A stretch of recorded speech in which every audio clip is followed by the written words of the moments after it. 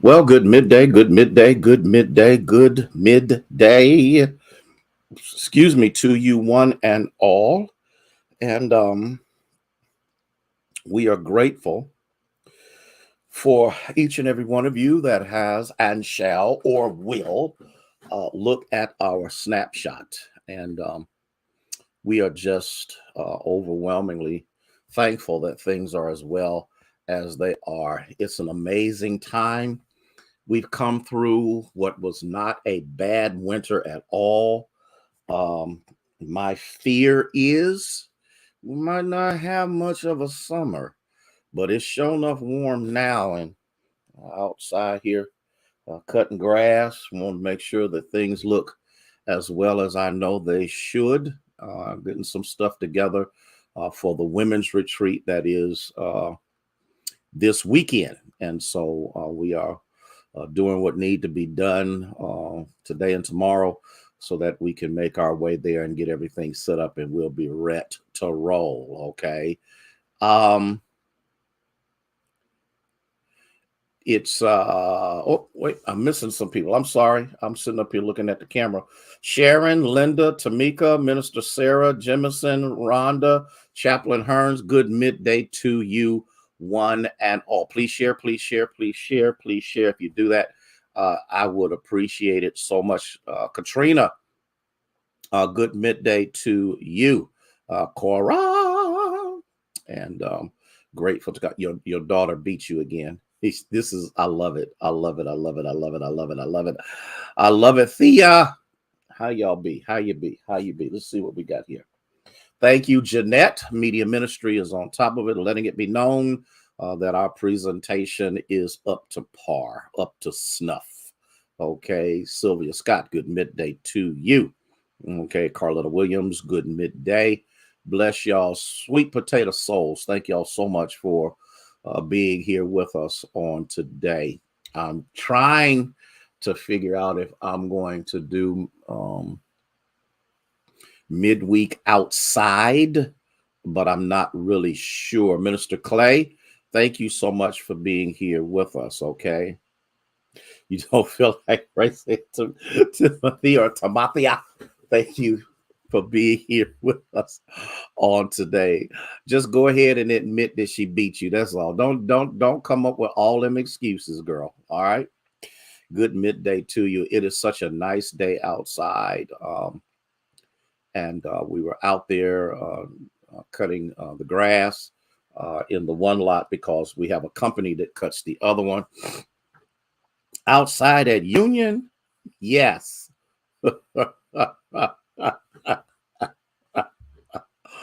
Oh my God. Billy, bless you. Thank you for being here. Christine, thank you. Thank you. Thank you, one. Thank you all. Lakeisha, how are you? We pray that you are doing so well, so well, so well, so well. Okay. Well, here's what happened, Thea. He cut it Monday. I was absolutely shocked, but that don't mean anything because it's warm weather and they come out. Barbara, Trinette, Denise, and so we're just doing what we need to do. No, no, we're not going to be outside Sunday. It's going to rain. And so what we're trying to do is wait until the weather is consistent. And right now, do you mean we will be? No, ma'am. No, ma'am. No, ma'am. When I'm talking about being outside, I'm talking about at home. I'm here today to do things and tomorrow for some of the day because I stayed home Monday and then Tuesday I had the baby. And so I had to go to work. Okay.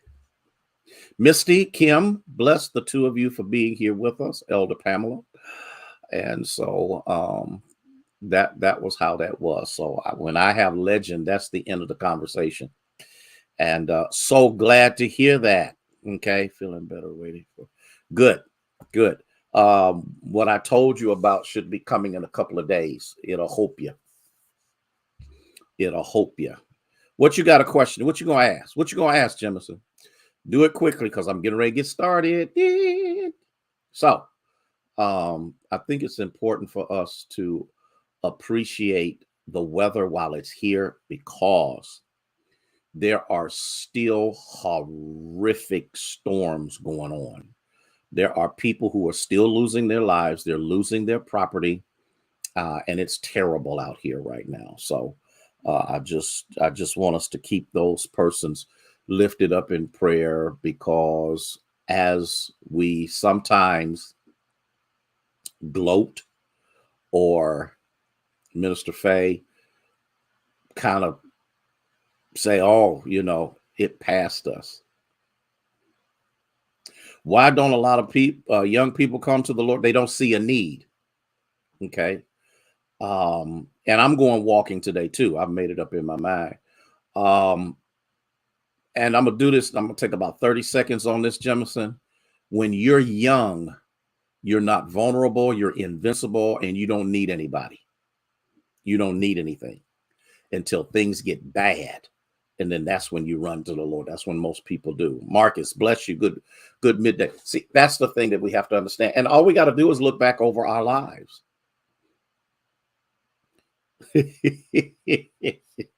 You know what? I have not paid you any attention. And again, I wasn't thinking about the Lord at a young age, and I've been in church all my life. The Lord was not relevant, because what? I'm still partying. I'm still having fun. I got plenty of friends.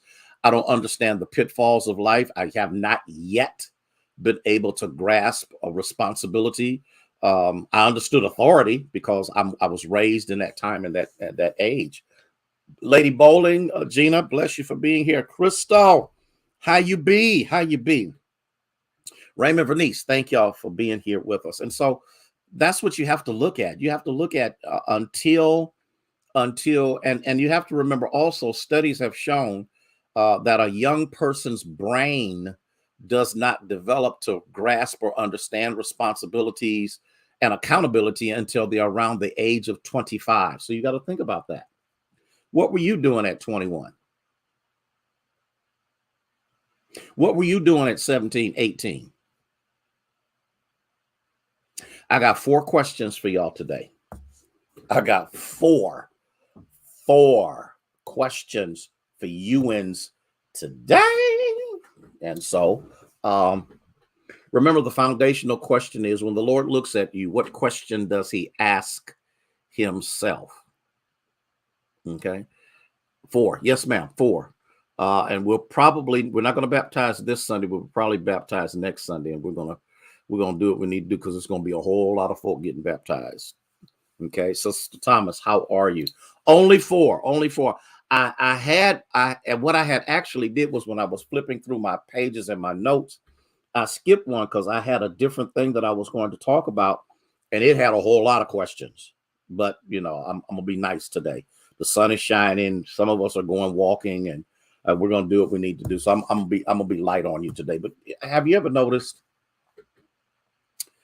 that sometimes, and I've said this before, and I don't think many people actually pay attention to it, is that sometimes levels of success can make you forget why you are successful. I want you to think about that. I really want you to wrap your mind around that for just a moment. Because in the gospel recorded by Matthew chapter 17, and starting at the 14th verse, there's something that's happening here. And you really have to dig past the superficial. Laverne, bless you, dear, for being here. You got to dig. You got to look at the text so you can understand what's actually going on. And the reason is because in the 17th chapter is when a couple of the disciples were permitted to go upon the mountain, which is called Transfiguration, and Moses and Elijah showed up, and they got all bent out of shape, and Peter started running off at the mouth. Hey, Pat, good midday to you. Running off at the mouth, and God the Father had to step in and say, "Shut up. This is my beloved son, whom I'm well pleased. Hear him." You know, and sometimes, and it's hard to do, sometimes we got to keep our mouths shut and our ears open. Woo! Woo!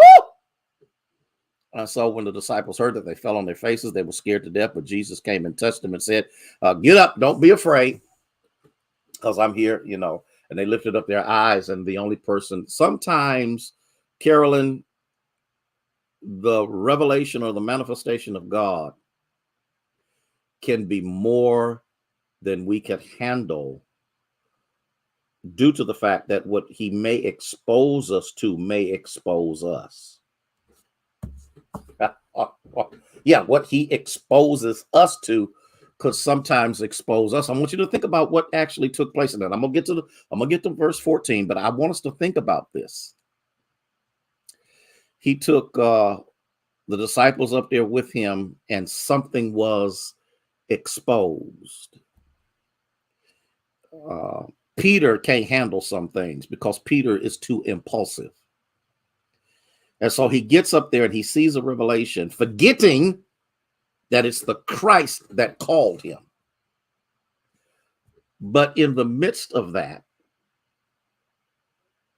the other two disciples don't say anything, but Peter says, woo, it's good for us to be here. Let's make 3 tabernacles. Now he's already borderline blasphemous. One for you, one for Moses, one for Elijah. We need 3 we need to co-equal all 3 of you together. The creator in Peter's mind has now become equal to the created. And God the Father steps up. The Son doesn't say a word. God the Father said, you need to settle that down. That's the Michael Harrison version of the Greek text. Stephanie, bless you for being here. Okay. And I want us to catch this. And so when they bowed down, because guess what God had to do? He had to humble them.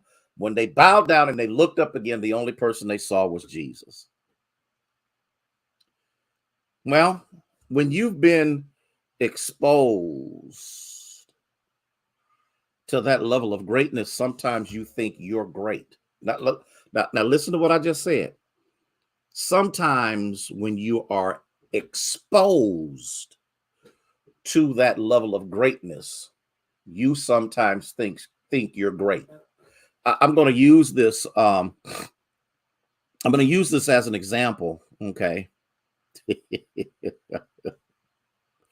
Does God give us things before we're ready? Come on. Look, Lakeisha. There are times in all of our lives when God gives us what he knows we're not ready for, but he also understands in his sovereign will that it takes you to make a calamity out of it for you to recognize where the real power is. He will. Y'all don't believe me? The people of God asked for a king. The prophet told them, no, we want to be like everybody else. If you look in your Bible, you will see that there are many instances where God will speak. This is not okay. Remember Peter? Remember Peter? And he said, I'll die for you. And Jesus says, you will have denied me 3 times before the cock crows in the morning. He's, oh man, you don't know what you're talking about. And the little girl checked him. And on the 3rd time when he denied him, the rooster crowed. Minister Marcia, bless you for being here. So yeah, we have all received in life some things we were not ready for. So God could teach us how to be ready for what he prepares us for, even when we try to get in front of him. I mean, okay, this is a sidebar. Most of us, the reason we failed is because we were actually not in the appropriate place to navigate and receive what God has for us. Okay. And so let's look at something. Yep. Yeah, they got 45. You see what happened? And so they were around greatness. I'm calling it, Minister say, I'm calling it like it is. And they thought they were great. Use another example. You know, you always hear people talk about, I marched with Dr. Martin Luther King. Now, can we unpack that for just a second? When you hear someone say, I marched with Dr. King, in our minds, we think that they were close in the periphery of at where he actually was. People say, I marched with Dr. King. No, I marched behind him, way behind him. But some people take those moments as an opportunity for self-elevation rather than preparation, because many could not handle being up front with him, because being up front also means you are the main target. Can I get a witness? I just borrowed that off of Dr. Donald Jones. That's it, Core. I mean, so far behind him, you ain't even know what was going on. You ain't, by the time the song got to you, they on the next verse. That's how far behind many of them were.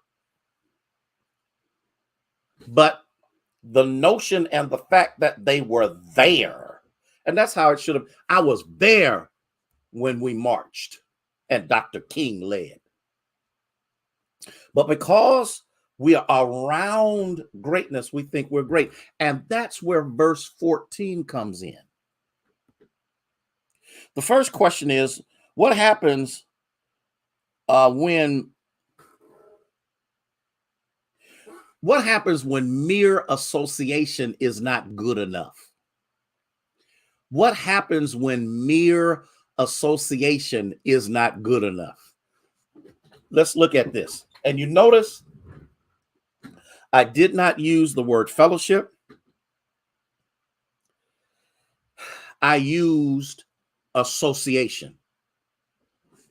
Pee Wee, good midday to you, dear. So when we look at the text in Matthew 17, starting at verse 14, Lynn, how are you? And when they had come to the multitude, a man came to him asking, kneeling down before him, saying, Lord, have mercy on my son. He's an epileptic. He suffers severely. He falls into the fire and into the water. But I brought him to your boys. I brought him to your disciples, and they couldn't cure him. How do we deal with the fact that sometimes people may think we have what we don't?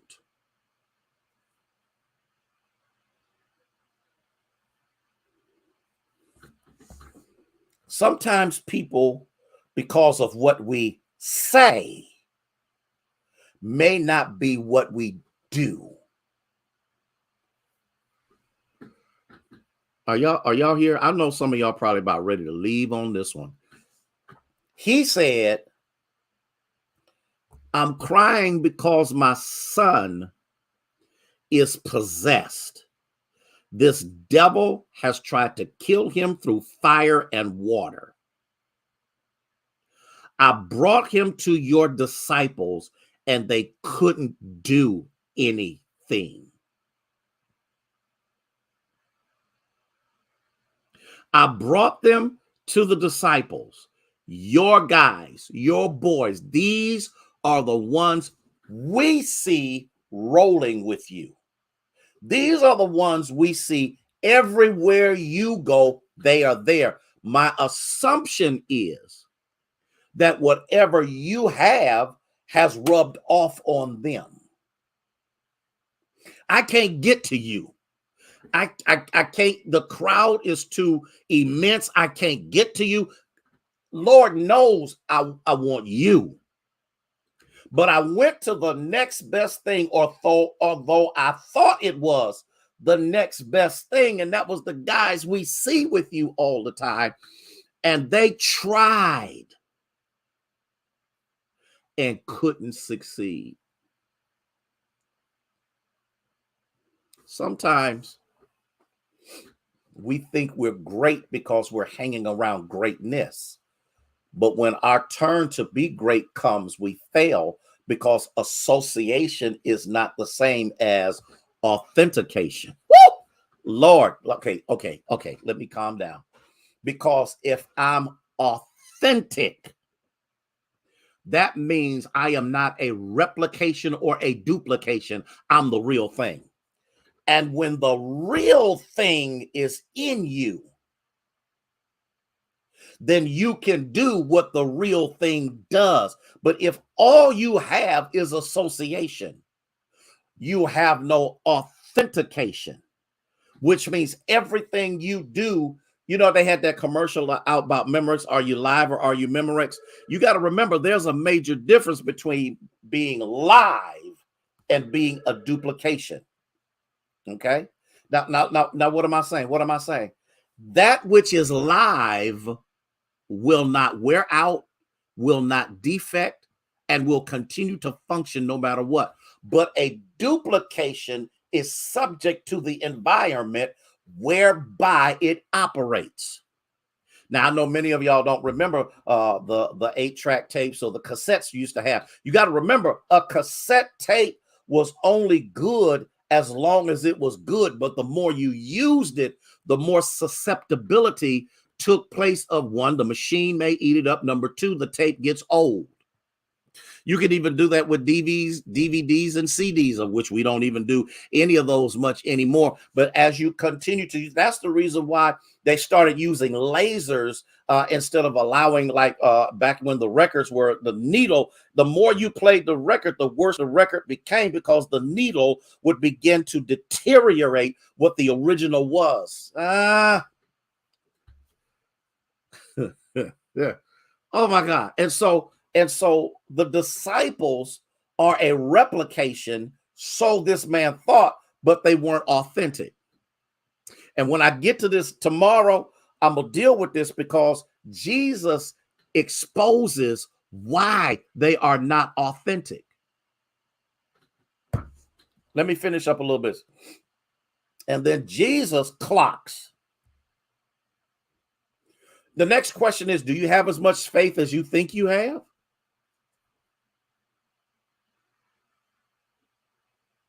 Jesus says, you faithless and perverse generation, how long am I going to put up with you? How long will I bear you? Bring him to me. Jesus says, out of all the contact I've had with you, you remember, oh, I'm going to get in trouble for this. You remember when you be around somebody that would smoke weed, not this stanky crap they smoking now, but would smoke weed.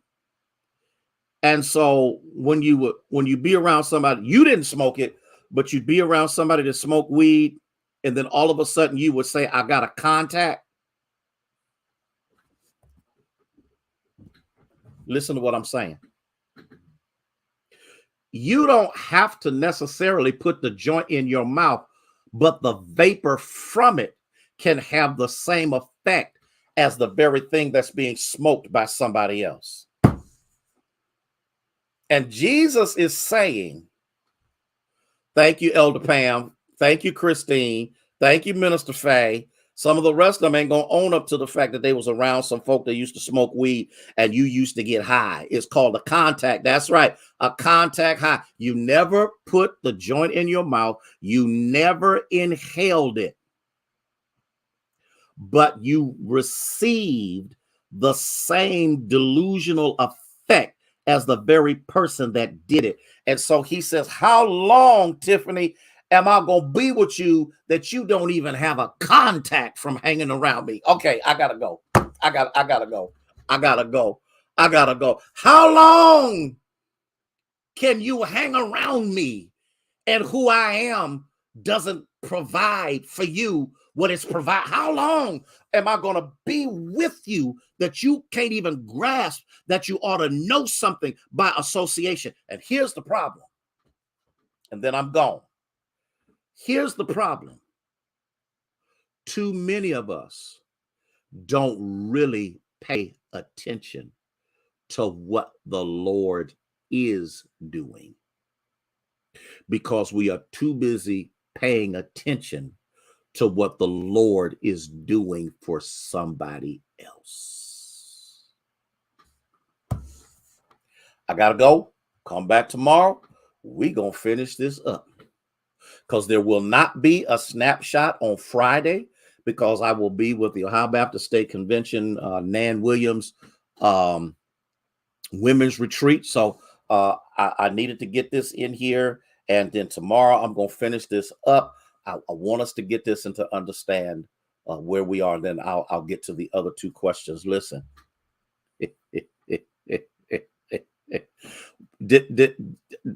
was it a blessing to you? Did it provide for you an awakening? Did it challenge you?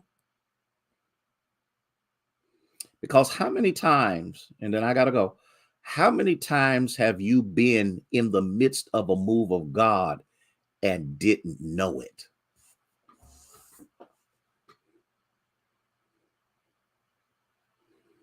Did it bless you, Doris, Sharon? Did it bless you? Did it challenge you?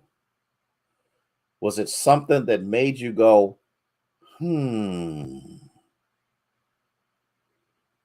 love y'all. I just want you to be the best God has created you to be. Enjoy this weather. It's going to rain on the weekend. Listen, get out the house. Get in some sunshine. Walk around.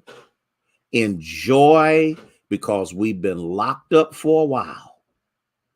Let's do what we need to do to the glory of God.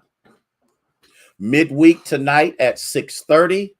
Don't forget that. And we're going to unpack some more stuff. Okay? And let's go from there and see what God does. Again, love you with all of my heart. 6:30 p.m., 6:30 p.m., 6:30 p.m. I'll see you then. May God bless you and keep you is our prayer.